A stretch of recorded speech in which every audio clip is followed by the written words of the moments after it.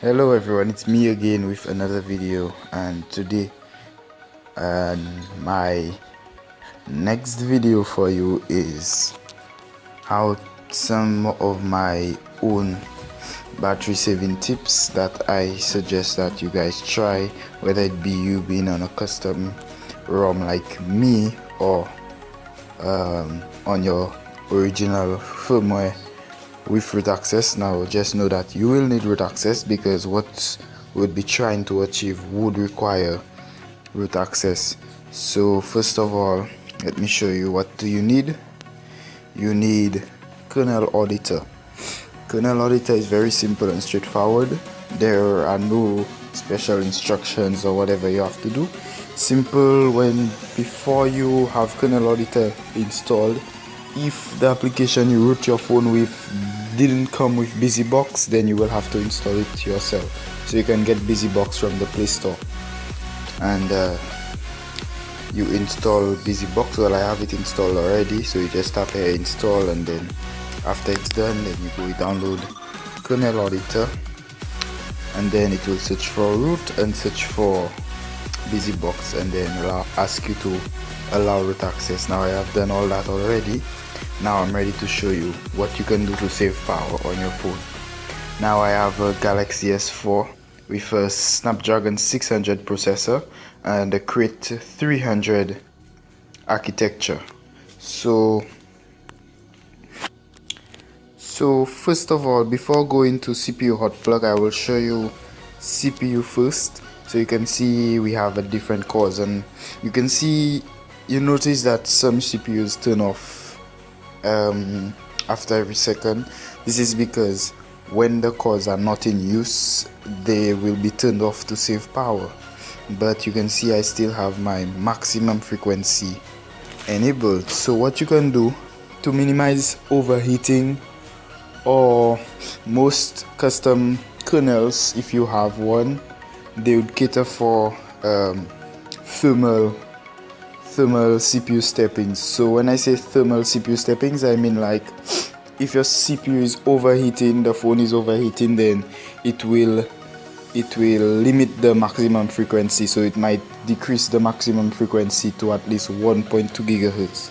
So I disabled thermal steppings, and I can just manually change the frequency. So if I want, I can just put it to 1.1 gigahertz, and all that will save power very positively.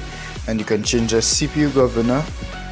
So I have a limited choice here, but in most cases you would have the conservative, and if you have a custom kernel that comes with most CPU governors, then you will get Abyss Plug V2. So Abyss Plug V2 is a hot plug based governor, which it works similar to hot plug, but it's much better. It pretty much works much better than the hot plug governor in battery saving. So if you have that, I recommend that you turn it on. But the best thing to do is just limit the maximum frequency. Don't bring it lower than 1 gigahertz. That's your choice. You can, but if you are doing heavy usage, then your phone might freeze at times. Also enable multi-core power savings if you have that. So if you're really worried about maximum battery saving, then I suggest you put it to aggressive. So if you put it to aggressive, it would be very aggressive on the multi-core power savings. So if an application is not highly using the CPU core, so let's say for example if the core usage is at about 30%, 40%, then it will just immediately turn off the core.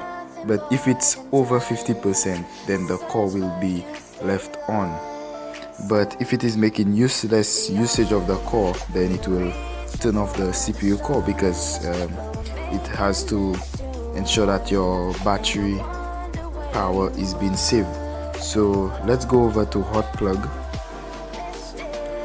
and turn on MP decision, and it's as you can see here, Qualcomm's hot plug solution. So it's a you might get problems with charging frequencies when this is enabled.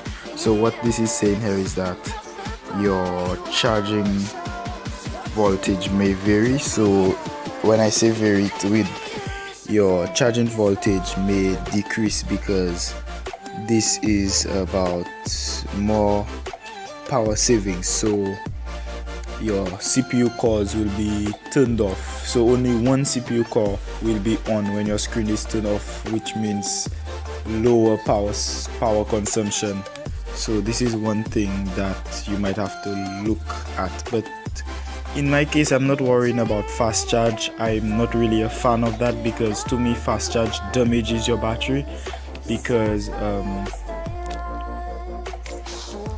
continuous fast charge can be very negative to a battery, and it can decrease a battery's lifespan. So it doesn't matter if you turn on MP decision, so just turn it on.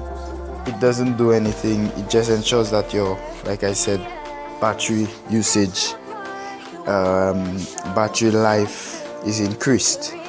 So we want to use our phone and we do not want our battery to weak in about 2 hours. So this can increase our battery life by, let's say, 4 hours, 5 hours. It depends on what settings we change. And GPU, you can also limit your GPU's maximum frequency. Well, I will keep it at that frequency for now. You can also put it to conservative, and yes, your GPU would be more friendly to battery savings. So you can tap apply on boot to ensure that when you reboot your phone, the settings will be applied after booting. So also you can turn this on here, and also you can manually turn off your cores. It's up to you. You cannot turn off the first core because this is the main CPU core. So guys, this is it for me today, and I will not be showing you anything more because you can explore it for yourself. Just be very careful what settings you change, especially CPU power parameters, because it is very important. You can see there the governor turntables. It is very important. Do not change anything here unless you know what you are doing.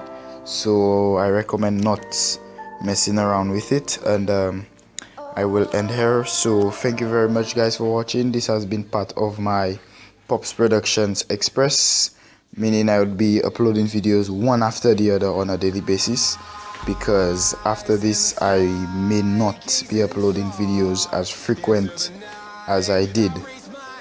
So thank you guys for watching, and if you liked my video, please hit that thumbs up, and of course subscribe to my channel. It helps me a lot. Thank you.